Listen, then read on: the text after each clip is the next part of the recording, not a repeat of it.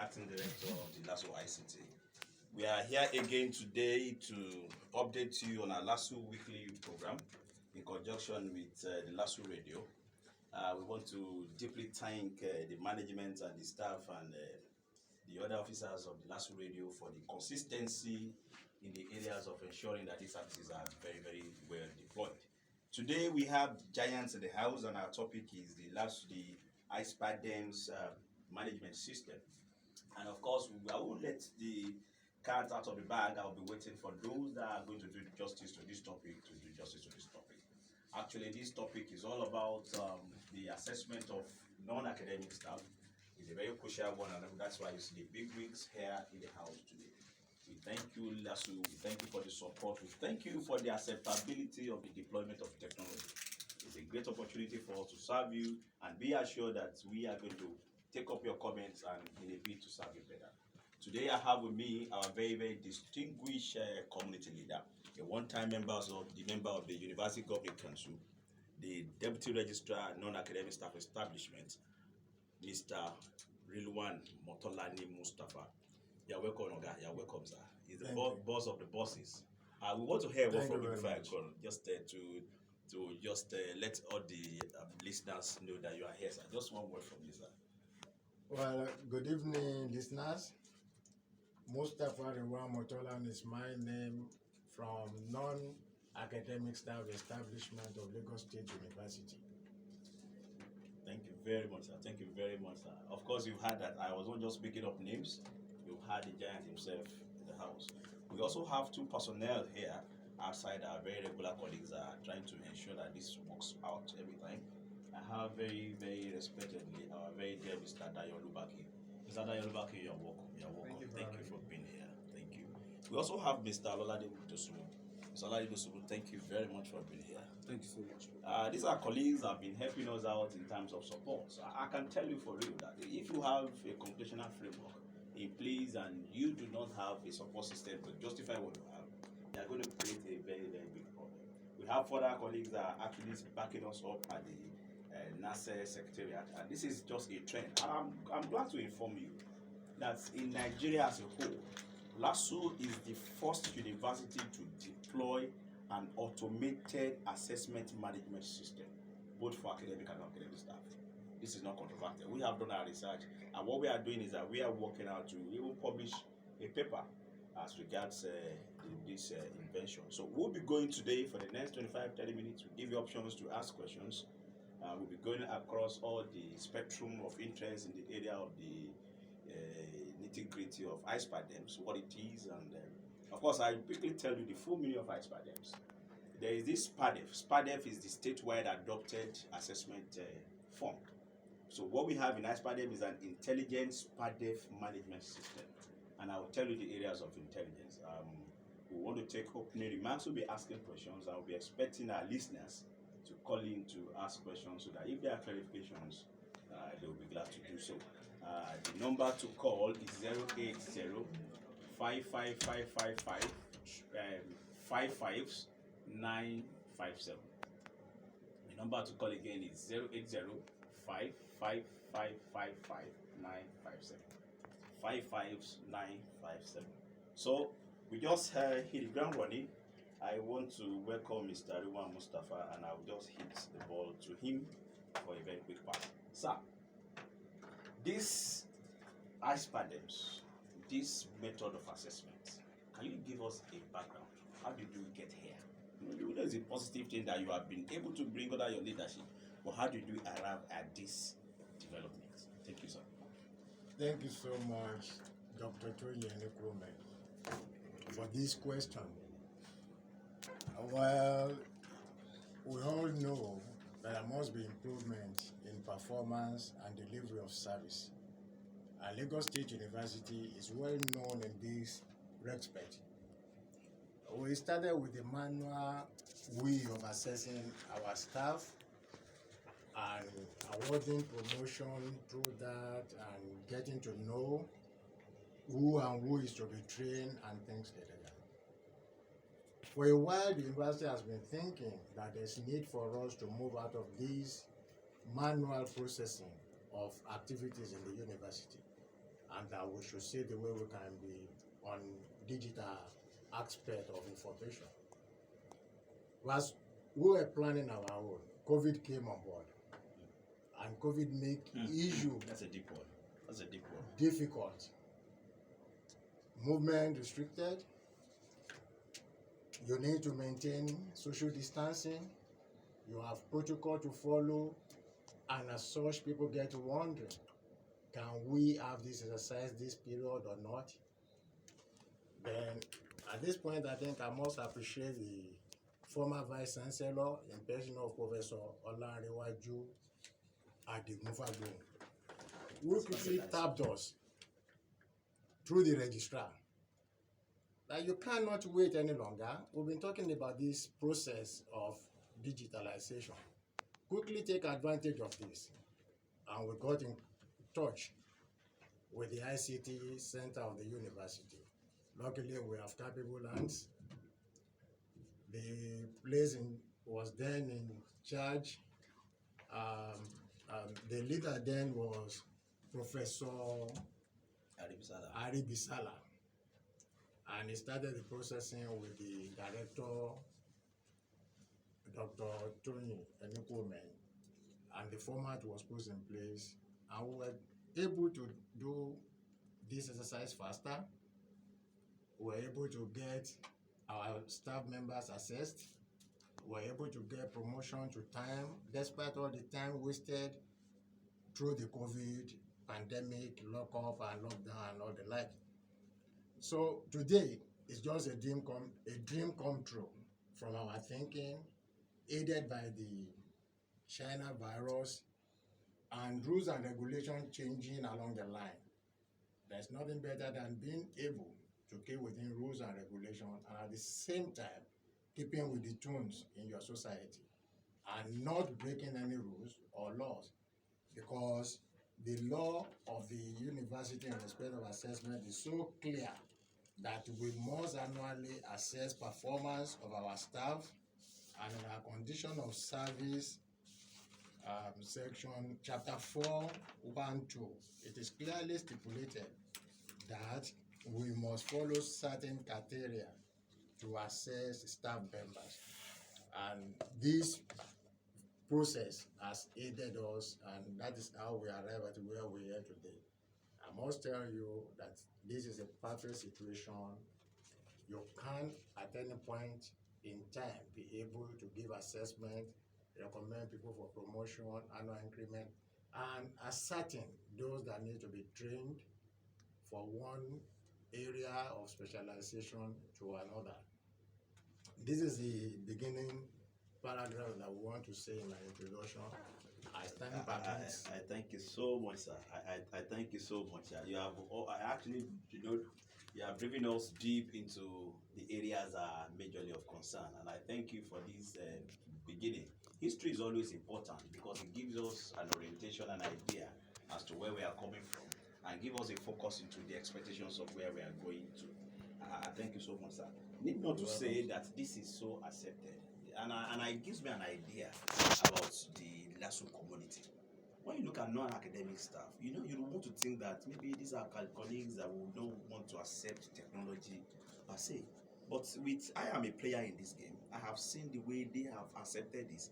The question level has reduced, the interest has risen. So it's as if like this group of people are not just the way we felt that, oh, these guys don't like computational processes, they're just like the same academic staff. So it's just as if the community is actually moving towards technology as a whole. So, and I think it's all about leadership. I really want to thank you for driving our people. I'll quickly go to Mr. Olubakin, and I will be asking you this question very clearly. I know you've been in charge of helping people complete this form.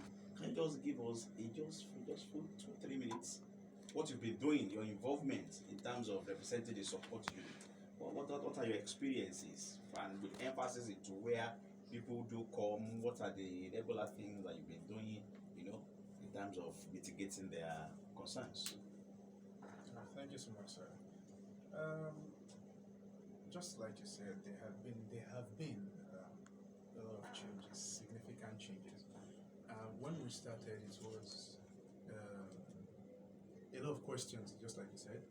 People were confused about even what an account means, an email account, an ISPADEM account, even how to register the ISPADEM account. And so it was a brilliant one. The university management put up a support team at the entire city, and then we had a lot of people who came in.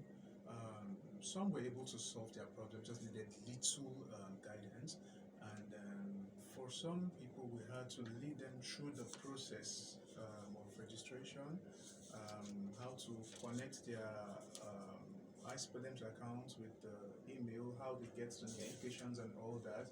And then coming back to what it is now, I must say that although I have a very few requests daily now, I must say there's a very big, there's a significant change, and people used The to it change now. in terms of positive acceptability. Yes. People can now handle the system very well, and they are doing well with it. So for what you have just told us, I will want to come to the JRB, but before then I will be asking Mr.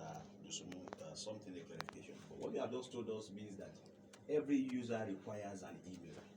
Is that correct? Yes, Would that be correct to say so? Yes, every user requires an email because... Okay. Let's hold it at that. Mr. Dosumu, who are the users of ISPADEMs? Who are the users? From the perspective of the system itself, there are two users that can use the system. The first user are the non-academic staff themselves, and the second user are the assessor. So the assessors are the one that evaluate the non-academic staff. So why the academic staff are the one that present themselves for assessment. These questions are well suited because you are really enjoying this conversation and it's interesting. But please, very dear colleagues at LASU Radio, you let us know when it is time to take up questions because I'm really having this drive and I'm enjoying. I don't think I really want to leave here because my eyes is being open. So I will come to you. He stopped at the level of the assessors and the users. How far have you trained these assessors and how far have you trained the users? Are there gaps? Are there needs for further training? Because he has also confirmed that because we want to ensure that our what do you call it? Our true positive is about 95%. So we still have a true positive about 87%. So we must do better. And I think this will be on the basis of the of training. So can you just drive us into training? One, you are driving us to training, and you are also telling us about acceptability because the box stops in your office. We will always implement whatever you give us. So are people considering going back to the old method? If they are not considering going back to the old method, it means that they are very satisfied. How do we ensure that the last person is not satisfied? That is not satisfied is catered for. So I want you to talk to us about training and about acceptability, sir. Dr. Toyin Enikuomehin, I thank you greatly for this question. You're welcome, sir. You see, the first point to talk about is acceptability. When this idea was mooted last year, people felt like you explained that, this thing is going to be tough on the junior members of staff, that the senior members will take it easily because of their advanced thinking. To my surprise, I come to discover that there's no gap between the junior and senior in terms of technological driven knowledge. And easily... No, I want to get that very clearly, sir. I want to get that clearly. Between the junior and the senior staff, the approach, the interest is almost the same. The drive is high. Is that what you're saying, sir? The drive, I can say from my angle, that is highly welcomed and encouraged at the junior level. Like they are learning a new thing and they want to see the best is gotten. Super. The senior staff felt so much comfortable that we know this will rabble through. But so they see it as a learning curve. Need for new stage. I'm completing my upper form on internet. Makes the drive higher at the junior level.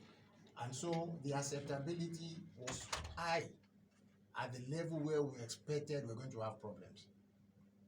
And people at the junior level were so much visible at the Zenith IC Center, running around to your people to get this thing sorted out. So, being that at is made at that level, the senior people came to board and they were able to get through it.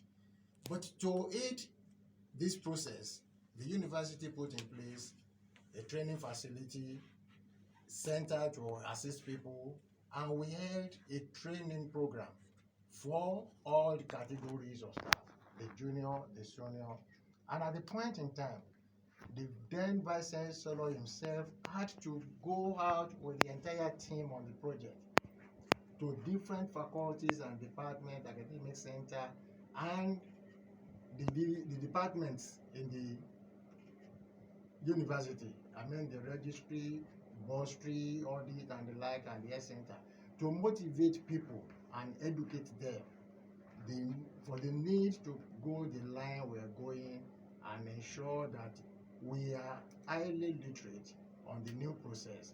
I pick something from what you just said, sir. I pick the word sharply, and I think it actually influenced the successes we recorded the last time. The visitation that the Vice Chancellor and the management team had across campuses, across the departments in the university, I think that really motivated our people. But because we just started last year and we are just starting, I think the first 5 years should be a recurrence of any of these activities that has really worked.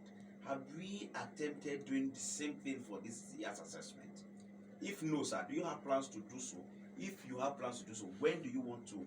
And because the ball is your court. And I think that all you will need to do is what you know how to drive. You drove the first course. You know how to drive management to do mobilization and sensitization again. What's your plan for us around that, sir? Well, training is a continuous process. Fantastic. And for the emergency of this situation last year, and we were not much able to get to other zones of the university and other campuses of the university. We did very well at Ojo campus. We're yet to get to Ekwe campus and the College of Medicine. We held another training for assessors this year, and that has placed the assessors on a good platform to get this exercise done. I think within the next 2 weeks or thereabout, we need to put in process how to get to Ekpe and Ikeja and do the follow-up of what we started last year and do a short training for these two campuses. I think that is crucial. That is crucial because we do not want a situation where those in Ekpe will be seen to be left out. And as a matter of fact, sir, I do recall that the last training we had for assessors, there were concerns from members that came from Ekpe. That is true. And I think what you have just said is just hitting the nail on the head. Thank you very much, sir. We will go on a short break, and while waiting for calls for clarifications, I think it's been a very exciting and very enlightening time. We'll have further questions when we come back, and I thank you for listening, and I thank you, sirs, for participating. Thank you. Well, welcome back. It's still the same session, LASU ICT Weekly, and today we have our very distinguished guest speaker, Mr. Mustapha Motoladi. He's a DR Nasser, a one-time member of the University Company Council. He's here to enlighten us on ISPADEMs, the ISPADEM management system. I think we will quickly just go to some other areas of concern. And my first question on this segment, we go to Mr. Dosumu as to what users have to do as regards when they forget their password. Thank you, sir. When you forget your password, the first thing you need to do when you surf through the website, there is a button beneath the form, forgot password. So when you click the forgot password, it will direct you to a place where you will be required to provide the official email address you used to register. So when you provide the official email address, by clicking submit, it will send a link that will help you to reset that your password, and that will do the magic. Is it the same process for both assessors and users? The same process. So as a user, I know that if I had to assess, so if someone has to assess me, all I had to do is complete the form and I submit it there. Very well. What information do I get on submission? You know, the process of the assessment from the user's point of view are of 6 stages. So the very first stage is you provide your details, which is your personal information, in which you proceed to now examine, evaluate yourself, and in doing that, you choose the next assessor. Which So that is actually the driving angle. I actually wanted you to stop at that evaluate yourself before I'm coming this way. I want to go to the guest speaker, our guest presenter. The issue of self-evaluation, sir, has been of concern to many users. Self-evaluation. Because they be concerned that sometimes the maximum obtainable mark is 30 or something about, maybe say it is 30. Let us assume it is 30. And you know, assessors will expect, we've had comment, assessors will expect that I should not give myself up to 30 because actually I'm not as hardworking as another guy in the same office that has given himself 28. So if I'm going to be fair to myself, I should give myself 28. But I, as a person, I think one of the laws is that I will like myself. And I feel if I have the opportunity to grade myself, I'll grade myself as much as I feel I should grade myself. So what is the position of the law vis-a-vis your office? What do you look out for? Are you also concerned as to what I grade myself in the self-assessment? Thank you. The essence of the self-assessment is for you to evaluate your contribution to the system and convince yourself of being able to get the necessary requirement to award you annual increment or accumulate process of getting promoted. I will tell you that most of our colleagues that are completing the form on the self-assessment area, they are fear enough to the system and to themselves. Oh, that is a good one. And they are not really overrating themselves now, underrate themselves. The responses we have so far in this area is good enough for the system. Okay. Because, you know, when you want to assess, the person you are assessing must be able to determine that I'm ready for this evaluation and be able to tell you the good and the bad aspect of his own contribution. That sounds very smart, and I think the community is in safe hands if you have members of staff that are just acting this way, which is the right way. But one more question before I leave that segment, sir. What of if there is an outlier, a data that is talking outside where every other data is confluencing? Every other data is all here, this data is just far up there, confluencing externally outside the data, and gives himself or herself 30 over 30 paraventure. What will you do? Will you invite the person or will you require extra comment? But we must all give rooms for possibilities. So because mark obtainable is X, let us see if a person gives himself X, what's going to be the reaction from NASE? Well, I need to let you know that from the onset of the assessment year, the discussion between the employee and the supervisor has started, and that has been done, and need for fairness has been explained. But you see, the other layers of assessment by the assessors can now review in their own scoring of the bias that could have been introduced at the self-assessment by the candidates. And at the end of the day, or in the midway too, you as an assessor have a right to raise issues on some of these areas that have been overbloated by the staff. Necessary. Though we're still looking forward on how we can allow the assessors to be able to check electronically on whatever is overgraded. Okay. But there's this interaction between the assessee and the assessors. I think that is the most important thing because that is the way to go. We are just some few minutes before we close up for today. I know definitely our listeners do not want to leave. They are so glued to the radio. And what is obvious is that we'll be asking the university and the LASU radio management for more time. We are going to have that. We're going to get that. This is our project, and this project is for the university. So we're definitely going to overblow these 30 minutes. And on the closing time, Mr. Olubakin, who has been the help desk, what do you have for us? Because the process is ongoing and this will be your closing remark. What do you have for us? Just 1-2 sentences from you to close up the session. Well, What should they be expecting? It's a duty call already. So whether I like it or not, people will call me. People will look for me whenever they have challenges. And the ICT and the Zenith ICT is still available for use? No, the Zenith ICT for now, we've not been there because we're just a support So you now project during that basically time. just But phone yes, support? just phone support. Some would not even want the phone support. I want to see you, and then they come down.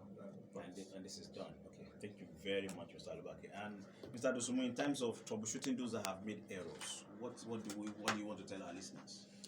There is no problem in doing that. So when you have maybe any difficulties, so just there is a support system. You can just send a mail to the mail support at lasu.f.ng, or you contact Mr. Olubakin and we will take care of that. But globally, I think the practice here, but before we effect any change, we must make it so clear that the powers remains at NASE. And that's why I insist as the leader of this technical group that whatever that will be implemented on our system must have been approved by the DRNASE. And that's how we work.